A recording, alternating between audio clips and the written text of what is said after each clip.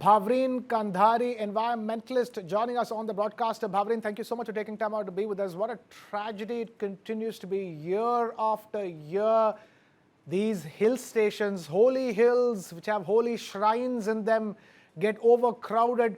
I mean, you can't blame the people after a point, because you can imagine the heat that's going on across North India right now. Anybody would be thinking, now, why can't I just escape this even if for a couple of days? That's going to happen. But it's the fact that over the years, these hill stations, which are known to get all kinds of tourists, just people who just want to visit the place, or people who want to are pilgrims, their infrastructure, specifically speaking, the roads leading to these places, have seen very little improvement over the years. Yes, absolutely. And also, historically, we've always taken pride in, so many number of tourists this year in Mussoorie, or so many number of tourists in Manali. There's always been a pride. But now, of course, we've come to a point that, which I've said earlier also, that the state is, not, only a tourism promoter. See, they have a huge responsibility. They're also the trustee of the complete ecological assets. So, considering like we're talking of Himalayas and the mountain ranges that are, fragile, like mentioned, there's a constitutional obligation also on the states. So, besides, of course, the public safety, which also comes with extreme, I mean, imagine, to be in these terrible jams, and then you have a medical emergency or something like that. What's going to happen? So public safety, of course, first, and then of course to protect the forest, the rivers, the biodiversity in every way. So this actually, when we see the traffic jams or these images that you're showing, I think that's like the least of the the stress that we should take, because congestion is the first visible sign of now the ecological stress, because these are the number of people, the extremely high, beyond the limit of what the hill stations can take, the mountains can take. These are the numbers that are reflecting, and that is going to reflect not only on beyond traffic. Now it's going to reflect on the the overloaded infrastructure, the waste, the emergency response, like I said, that gets compromised. So and also we're not talking about, because when there's a demand, there's a huge demand now, like you said, the hotels are full, etc. So then there's there's obviously a huge demand to make new hotels, to get new spaces, etc. And then on the riverbeds and on rivers, then the hotels will come, and we've seen what happened, what has been happening the last few years, with all those floods coming in, and coming and taking the whole hotel away. Those certain images are so clear in my mind from the last year and the last couple of years. You were speaking about Joshimath. The locals, and the locals were made to leave. They couldn't live in those houses. Of course, it's all about construction and cutting trees, and a lot of those things are responsible. But why are we doing that? Because we actually, all that infrastructure is coming because of all these number of people who are going in, and there's a demand now for the hotels, for the resorts, for roads, for shops, for construction. So, and so everything is connected. It's a vicious cycle that when you're giving free right to everyone to come and stay on the mountain, that's not the way it is. I mean, there are wonderful examples like Bhutan and the European countries, where the ecologically sensitive areas are kept very, very restricted. You have to pay high amount of taxes. There is a there's, I think, restrictions in the number of times you go. I mean, how many times the family gets a chance. Those kind of things. So here right now we have no such thing. The public transport is very important, because so much more private vehicle can be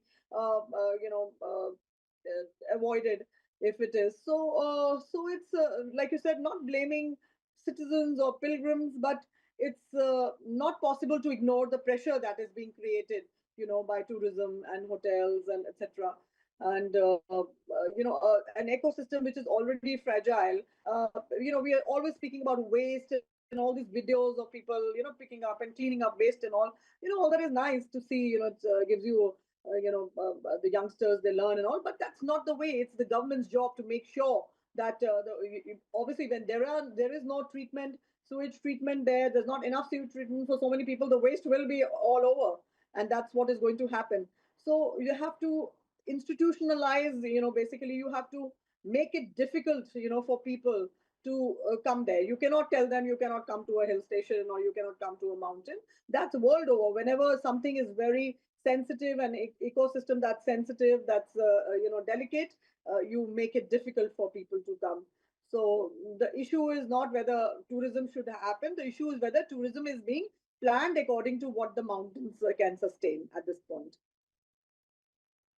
Bhavrin, the only question left to be asked is, something needs to be done immediately. Yes, there are long-term measures that need to be put in place, long-term structural changes that needs to happen. Maybe encouraging people to go to more destinations, at least tourists, if not the pilgrims who have to keep going back to the same set of shrines. They can find other options. It'll be great.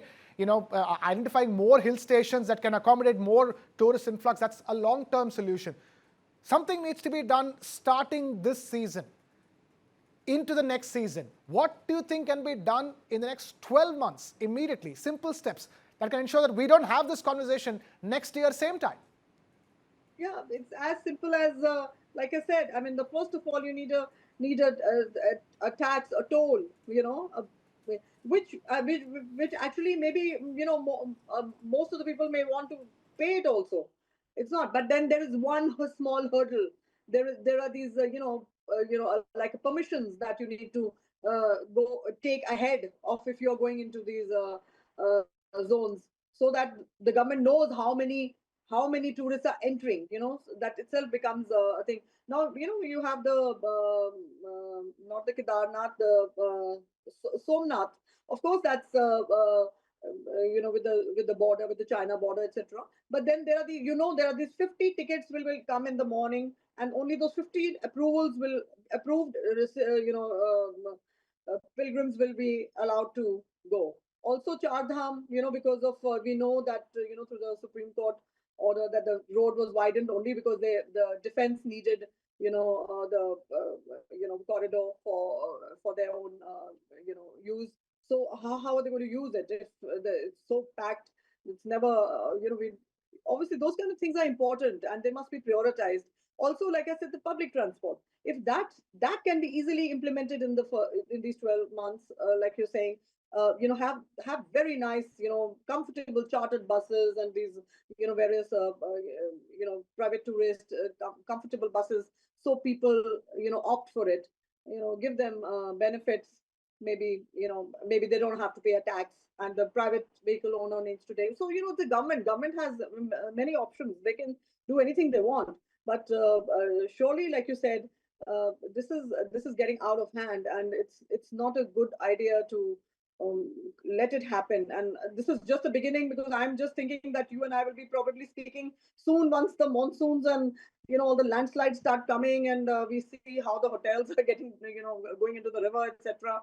So and all those illegal construction is also something to check, because obviously it's not authorized, and there's Right. obviously some corruption that needs to be checked. So these are things that the government can start as of now, this very second. They don't have to Absolutely. wait. Absolutely.